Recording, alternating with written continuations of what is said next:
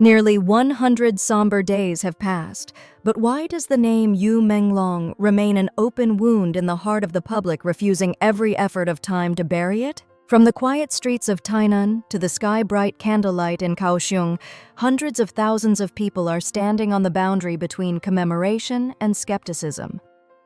Is it possible that behind the brilliant aura of a young talent lies an invisible cage, where cries for help were swallowed by the clamor of fame? You feel the weight of these prayer lamps. A like or a subscription at this moment is how we together maintain the link to the truth. Stand with me, so that the story of Yu Menglong never sinks into nothingness. Nearly 100 days have passed since Yu Menglong passed away, but the story surrounding that name seems far from over. On a familiar street in Tainan, hundreds of people quietly stopped to sign a petition calling for clarity on matters left unfinished. Just a day later, at a temple in Kaohsiung, prayer lamps were lit in numbers that far exceeded original expectations. No one gave an order. There was no promotional campaign. There was only a collective sense that, for many people, this departure cannot yet be viewed as a final period. From those silent gatherings, the wave of concern quickly spread across cyberspace. More than 700,000 signatures from all over the world appeared in an online petition, representing a collective effort to hold public attention before a simple yet haunting question: what truly happened to Yu Menglong? In the entertainment industry, where news often arrives fast and fades just as quickly, the fact that a story persists for months is rare. And it is precisely this rarity that has led many to begin questioning the situation. Yu Menglong, in the memory of the audience, was once the image of a young artist with a striking appearance, a career that began with talent search programs and then step-by-step made its mark through both music and film. However, behind the stage lights, the path he traveled contained many inexplicable voids. There were periods when he almost disappeared from the public eye. There were professional choices that left fans confused. And then, when those fragmented pieces were placed alongside the tragic end, they began to be looked back upon from a different perspective. In the days that followed, social media became the site of a collective investigation. People listened again to the songs he performed, re-watched behind-the-scenes videos, and analyzed every small detail in his public appearances. Every discovery, no matter how vague or unverified, contributed to nurturing the feeling that another reality might have existed, one outside of what the public once knew. Parallel to sympathy was skepticism. Parallel to grief was controversy. But this story does not only stop at the emotions for a deceased individual. It has gradually expanded into a larger discussion about the operational mechanism of the modern entertainment industry. Who is the person who truly holds the power of decision? Where lies the boundary between management, control, and the protection of an artist? And in a system where silence is sometimes considered a condition for survival, how high can the price of non-compliance be? Behind the prayer sessions, the statistics, and the dense lines of commentary is a question that has no clear answer. And it is that very question that causes many to continue to stay, continue to follow, and continue to demand transparency. Because perhaps, when the aura has faded, what remains is not just the memory of a celebrity, but the need to understand how the world behind the stage truly operates. The initial suspicions did not emerge from mainstream news reports, but came from the fans themselves. In the days after Yu Menglong passed away, as the initial shock gradually subsided, many people began to return to the artistic works he left behind. Music, once considered the place where an artist reveals their inner self most clearly, became the starting point for a long chain of reasoning. An old cover song was reshared at dizzying speed. At first listen, it was just a gentle performance, not much different from the original. However, as some listeners played it over and over, they realized that Yu Menglong's pronunciation in a familiar lyric seemed not to align perfectly. That difference was extremely subtle, to the point that if one did not intentionally pay attention, it was nearly impossible to notice. Therefore, when the hypothesis was proposed that he might have changed a single word in the lyrics, the initial reaction of many was skepticism. However, what prevented the debate from ending quickly lay in the common feeling that the segment of the song evoked. The new meaning, if the listener's interpretation was accepted, created a completely different nuance. It was no longer helplessness before fate, but the feeling of being stripped of the right to self-determination. For an artist who rarely spoke directly about his private life, the hypothesis that music was used as an indirect medium to express a mental state began to be considered more seriously. From music, attention quickly shifted to everyday images recorded while Yu Menglong was still alive. A video of him signing autographs for fans, which previously was seen merely as a normal interaction, was now scrutinized under a completely different lens. In the frame, while he was bowing his head to sign his name, a man standing next to him suddenly pulled his hand back, as if wanting to terminate the action. The gesture happened very fast. There was no public argument. There was no explanation. But it was precisely that suddenness and decisiveness that made many feel uncomfortable upon rewatching it. For an established artist, signing autographs for fans is not an act that exceeds standards or is dangerous. Thus, the question was raised, why did such a small act require intervention? Was it merely a matter of scheduling, or was it a manifestation of a stricter control mechanism that the public had never known? No official answer was provided, and that information gap was quickly filled by speculation. The climax of the wave of debate came from an image circulating on social media, said to have been taken in a space with restricted access. The photo bore dark tones and a heavy composition, creating a sense of suffocation at first glance. In it, a man with an appearance resembling Yu Menglong appeared in a posture of being held tightly. Other characters in the frame, though their faces were not clear, led viewers to think of coercion and loss of control. Immediately, two streams of opinion formed. One side argued that this was merely an artistic product, separated from its original context and overinterpreted. The other side questioned why such an image existed and why it had never been publicly explained before. Notably, regardless of the viewpoint, that photograph fulfilled an important function. It raised a sense of unease that there might have existed experiences that Yu Menglong never had the chance to speak of in words. From here, a familiar question began to appear more frequently. If everything was truly that difficult, why did he not leave that environment? Why not terminate this contract? Why not withdraw? Why not find another path? This is a seemingly simple question, but it requires an understanding of how the entertainment industry operates. For many young artists, a management contract is not just a professional agreement, but a network of legal, financial, and power relationship constraints. Leaving is not always a feasible choice. Those who followed Yu Menglong's career closely realized that, over many years, he had tried to change his position. At one point, he publicly expressed a desire to escape the old arrangements. However, the results were not as expected. Instead of being more free, he gradually appeared less and mentioned less, as if being pushed out of the main flow of the industry. That prolonged silence, in hindsight, was no longer seen as accidental. It is at this point that the story begins to move beyond the individual scope. Small signs, if standing alone, could be ignored. But when placed side by side, they form a picture that makes many people unable to stop thinking. Does a mechanism exist in which silence is maintained by invisible pressure? Does the artist, despite standing on a brilliant stage, truly hold control over his own life? The answer remains unclear. But what is certain is that from these initial analyses, the story of Yu Menglong is no longer just a personal tragedy. It has become the starting point for a broader dialogue about power, dependency, and the price of not following rules that are never written down.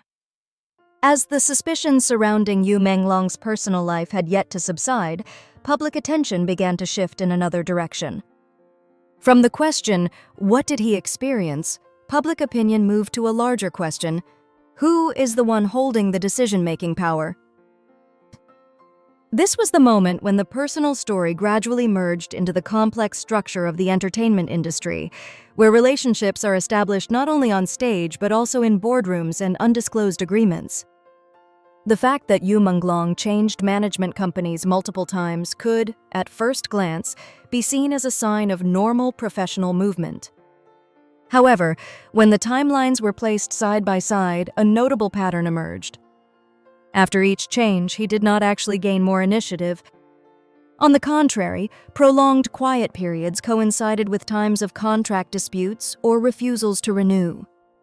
In the entertainment industry, absence is not always the artist's choice. Sometimes, it is the result of a soft freeze mechanism, legal enough to avoid litigation, but effective enough to stall a career. Observers began to analyze more deeply the ownership structures of the companies once associated with Yu Menglong.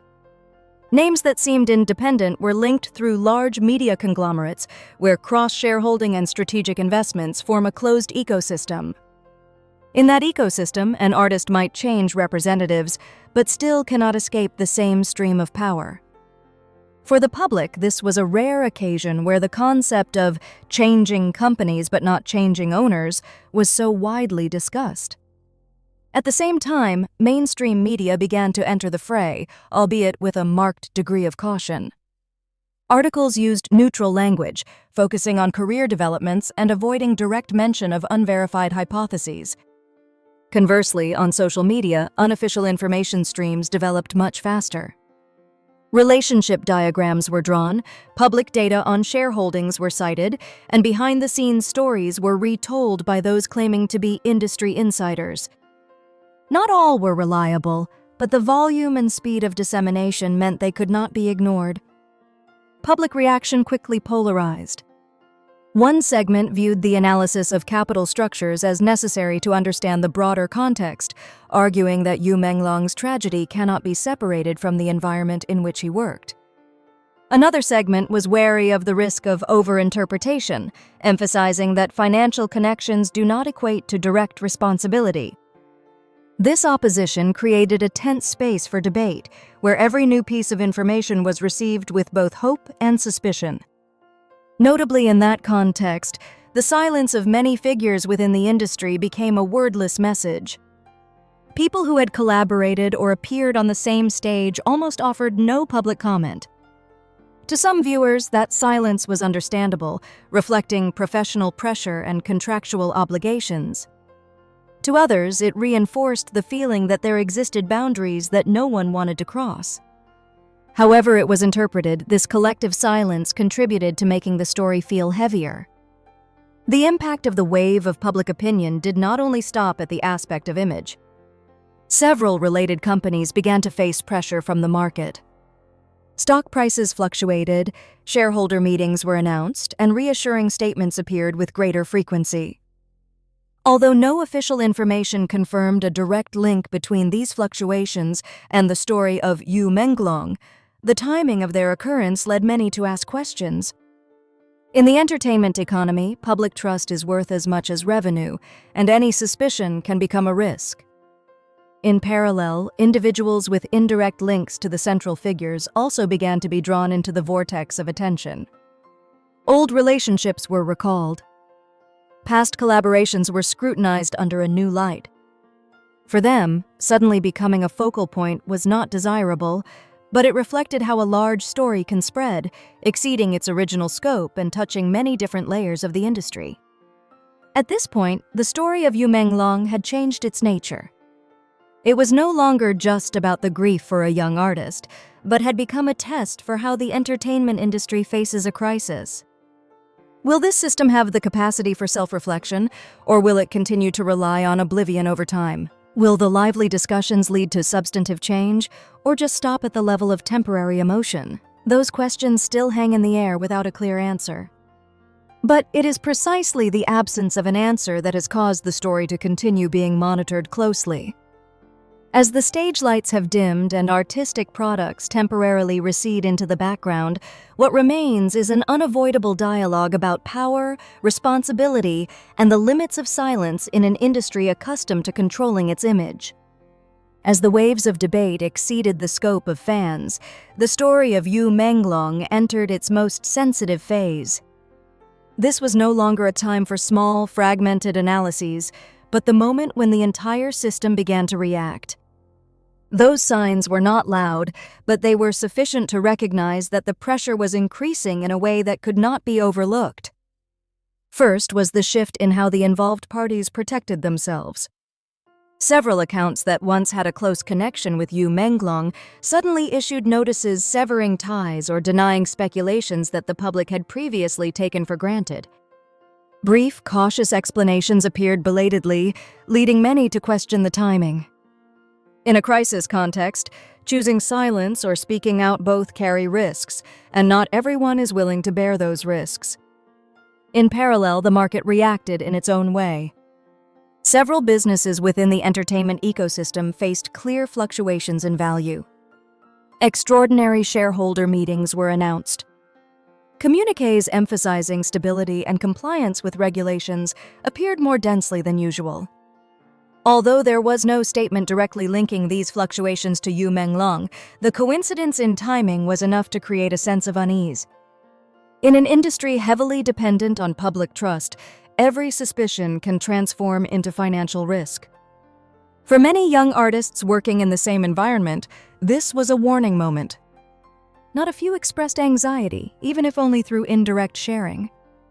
They saw in this story a familiar prospect, an individual gradually being pushed out of the center, not for a lack of talent, but because they no longer fit the tacit agreements. In a world where a career depends on networks of relationships and distributed resources, standing outside the main flow can mean a prolonged disappearance. At the peak of attention, Tainan media began to appear in a new role. No longer just reporting on events or emotional reactions, some programs and articles shifted to asking more direct questions about the industry's responsibility. Old connections were recalled with cautious language. Public data was cited to paint a broader context instead of focusing on the individual. This change showed that a boundary was being tested, the boundary between safe reporting and raising necessary issues. However, it was right here that a paradox was clearly revealed. While the public demanded transparency, those capable of providing information were bound by contracts, professional obligations, and the fear of consequences. The truth, if it exists, does not always have a clear path to emerge. This leads to a difficult-to-accept reality. Many questions can be raised, but very few questions have the opportunity to receive an official answer. The darkest hour of the story did not lie in a single event, but in a widespread sense of stalemate. For the fans, it was the helplessness of realizing that concern and signatures, no matter how numerous, were still not enough to break through the protective layers of a large system. For those in the industry, it was the awareness that speaking out could mean placing oneself in a vulnerable position. And for the general public, it was the question of the limits of collective responsibility. What can we do, and at what point is it enough? It was in this context that the story of Yu Menglong reached the peak of its significance. It was no longer an incident to be resolved, but became a mirror reflecting the inherent problems of the modern entertainment industry. An industry that builds a perfect image on stage, but behind the scenes operates through agreements that are hard to see. An environment that promotes success, but rarely speaks about the price to be paid when an individual no longer fits the pre-drawn trajectory. Notably, no matter how great the pressure, there was no single concluding explosive moment. There was no confession. No shocking documents were published. Instead, everything stopped in a state of suspension. Silence continued to exist, but this time it was no longer an invisible silence. It was recognized, it was named, and it became a topic of public discussion. This is perhaps the most important turning point, when silence is no longer seen as a natural state, but as a choice carrying moral significance. At this point, the story had moved beyond the framework of a personal tragedy. It raised questions about how the entertainment industry treats the human being behind the title celebrity. Does this system have room for difference, for the refusal to comply? And if not, how should society perceive that? Those questions have no resolution. But the fact that they were raised publicly shows a change. Although slow and not yet strong enough, the dialogue has begun. And in an industry accustomed to letting time blur everything, the fact that a story continues to be mentioned, analyzed, and questioned may already be the sign of the first crack in the wall of silence. As the waves of public opinion gradually subside, the story of Yu Menglong does not disappear, but shifts to another state. It is no longer as loud as in the early days, but it has not fallen into total oblivion either. Like many tragedies that have occurred in the entertainment industry, that name now exists in the suspended space between memory and unanswered questions. And it is precisely that space that gives the story significance far beyond an individual. When the radiance recedes, what remains is not million-dollar contracts, but a painful mark on the conscience of an entire industry. Yu Menglong is gone, but his unfulfillment has become a mirror reflecting a harsh truth: that behind every brilliant smile under the stage lights is a human being with very real limits and wounds. Is it perhaps time for us to stop looking at fame as a miracle and start perceiving it as a weight that can break any soul if there is no protection? This story will perhaps never have a complete ending in the newspapers, but it has managed to plant in everyone's mind a question about autonomy and compromise. In an environment where power is inherently not shared equally, talent and effort are sometimes not enough. Are we living in a society that increasingly refuses to accept silence? Or are we just witnessing hopeless efforts against mechanisms that are inherently too rigid? The future of the entertainment industry will continue to operate with new faces and new stars. But the questions from the name Yu Menglong will forever exist as a quiet warning that no matter how brilliant the stage lights may be, they must never be allowed to obscure the right to be treated as a whole human being.